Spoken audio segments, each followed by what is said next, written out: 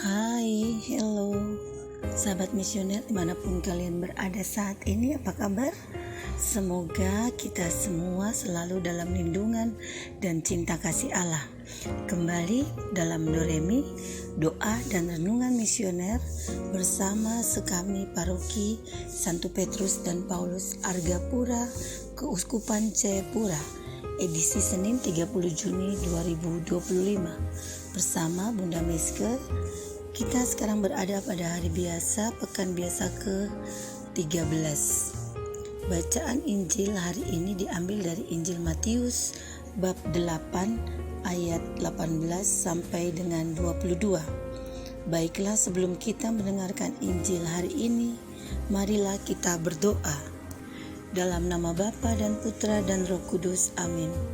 Selamat pagi ya Bapa, terima kasih karena cinta-Mu kami bisa menikmati hari yang indah. Ampunilah kami dari segala kesalahan kami dan berilah rahmat kasih-Mu senantiasa kepada kami, serta ajar kami setia kepadamu dan mampukan kami dengan penyertaan Roh Kudus untuk dapat mengatasi segala godaan dan rintangan yang ingin menjauhkan kami dari-Mu. Hari ini kami juga mau belajar tentang firman-Mu. Bersabdalah ya Tuhan, kami siap mendengarkan. Demi Kristus Tuhan dan pengantara kami. Amin. Semoga Tuhan beserta kita sekarang dan selama-lamanya. Inilah Injil suci Tuhan kita Yesus Kristus menurut Matius. Dimuliakanlah Tuhan. Pada suatu hari banyak orang mengerumuni Yesus. Melihat hal itu, Yesus menyuruh bertolak ke seberang. Lalu datanglah seorang ahli Taurat dan berkata kepadanya, "Guru, aku akan mengikuti engkau, kemana saja engkau pergi."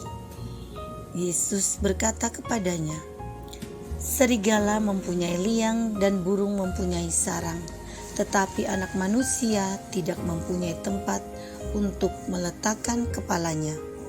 Seorang lain, yaitu salah seorang muridnya, berkata kepadanya, "Tuhan, izinkanlah aku pergi dahulu menguburkan ayahku."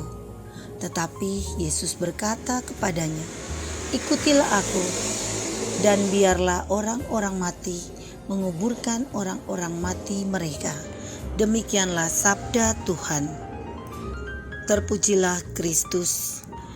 Sahabat misioner yang dikasihi Tuhan, melihat Yesus akan pergi, seorang ahli Taurat mengungkapkan keinginannya untuk mengikuti Yesus kemanapun dia pergi.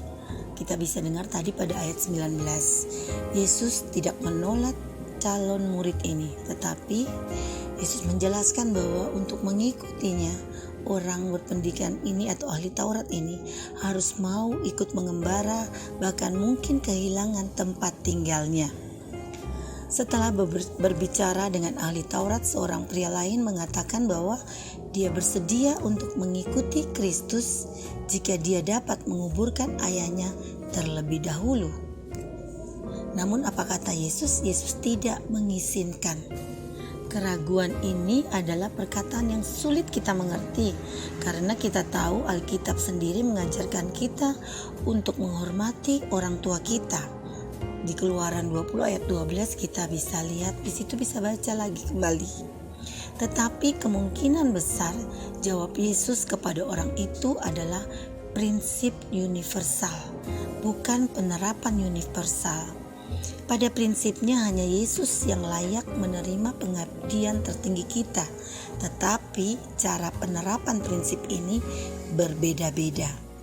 Walaupun demikian, jelas bahwa tugas keluarga seharusnya menempati urutan kedua ketika Yesus memanggil kita. John Calvin, seorang ahli teologi, berkomentar bahwa anak-anak harus melaksanakan kewajiban mereka kepada orang tua mereka sedemikian rupa, sehingga setiap kali Tuhan memanggil mereka untuk pekerjaan lain, mereka harus mengesampingkan ini dan menempatkan perintah Tuhan di tempat pertama. apapun kewajiban kita harus dilaksanakan ketika Allah memerintahkan kepada kita apa yang harus segera menjadi haknya.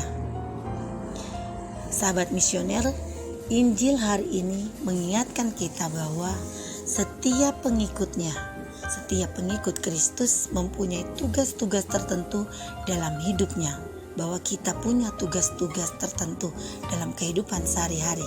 Mungkin kesadaran akan hal itu belum terasa, sekalipun kita sudah menjadi orang yang diselamatkan sejak lama. Mungkin pikiran kita merasa tentram karena adanya keyakinan bahwa kita sudah menjadi orang terpilih. Terkadang membuat kita santai dan terlena. Tetapi di ayat pembukaan kita di Injil hari ini, kita ditunjukkan bahwa untuk menjadi pengikut Yesus yang sejati, kita tidak dapat atau tidak harus mengubah prioritas hidup kita. Menjadi pengikut Kristus tanpa memberi pengorbanan adalah tidak mungkin. Setiap orang yang mau mengikuti Dia harus mau membaktikan bagian yang paling utama untuk Tuhan, baik berupa dedikasi, waktu, tenaga, kemampuan kita, pikiran, bahkan uang dan apapun saja yang kita pandang sangat berharga.